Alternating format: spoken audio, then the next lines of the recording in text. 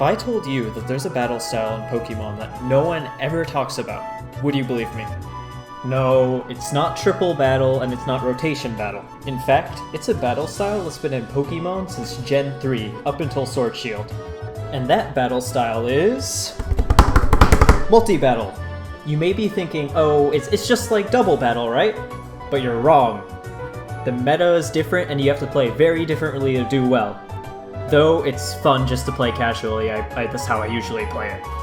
Though I'd expect most people to associate it with single player, despite the fact it's named multi-battle because it's prominently featured with things like the Galarian Star Tournament and the BDSP Battle Tower, for example. Anyways, first I'm going to talk about why it's different from double battle, and then I'm just going to go into some other stuff in general about it. Okay, so double battles and multi-battles both had the same amount of Pokemon on each side, so what's the difference? Why wouldn't I just use the same Pokemon and sets that I would use in a double battle as I would in a multi-battle? Well, you see, the difference between a double battle and a multi-battle is that each trainer only gets 3 Pokemon each, and once those 3 Pokemon are eliminated, they're completely out of the battle. This leads to the idea that it could be good to just aim for one of the trainers on the other side, because if you're able to eliminate one of them, it essentially becomes a 2v1, which is you, your teammate, against your opponent. And with this being a possibility, it makes the Protect move even stronger than it is in double battles, allowing you to have as much survivability as possible, preventing this from happening. While this is a really specific example, there's more general things in multi-battle that are different from double battle, such as like the big differences in team building. So, let's go into that. So, with there being only 3 Pokemon per person, you need to think about defensive switches and synergies between Pokemon in a very different way. Let's say, for example, that you have a Charjabug on your team for support, and that you have a Vanillux that would really benefit from its battery ability.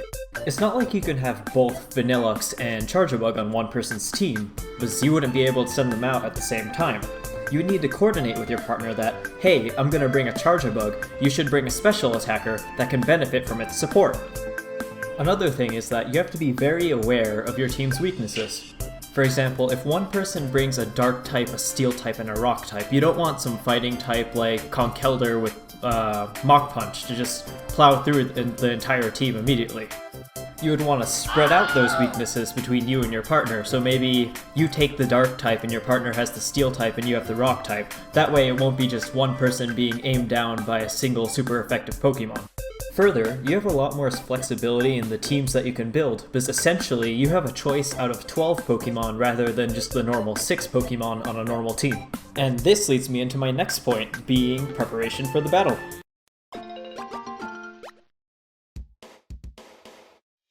Okay, so I'm gonna make this point real quick. So normally when you start a battle, you'll see your opponent's team with 6 Pokemon, and in multi-battle, you have to look through 12 Pokemon and you have to specifically decide, okay, which Pokemon are threats to all of our Pokemon, and what's our best way of winning.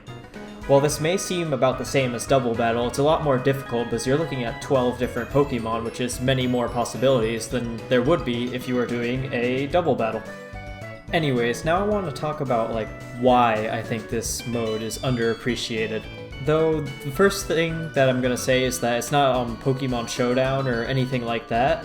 I think the bigger problem is just the way Nintendo implemented it into all of the games so far. For some reason, they decided just to make it the most cumbersome thing ever if you want to play with a friend. So for example, it's not as bad as in Sword Shield, but in Ultra Sun, Ultra Moon, or Sun Moon, you had the Festival Plaza. In the Festival Plaza, you had to invite 3 people, so you invite your friend and 2 random people, or 2 of your friends and a random person. But if one person declined, the whole thing is off and you have to invite everyone all over again. And let's say you had one of those person was a random person, you won't be able to find that random person again because the match already ended and they left and they're probably doing something else.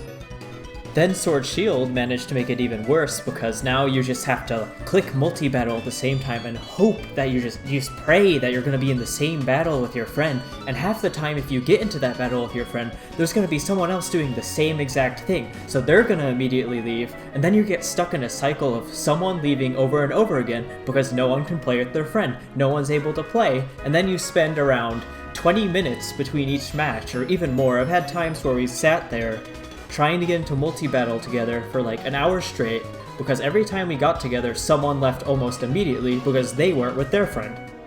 Like, why can't we just have like a thing where we queue with a friend and it puts us against 2 random people? Why does it have to be like, oh, you just have to do it over and over again and just hope that you'll be with someone else?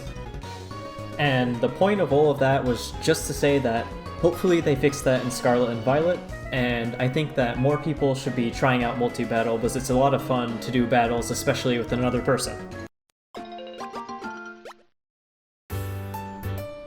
Okay, can anyone actually tell what type this is supposed to be? It has like a wing, but like, that has...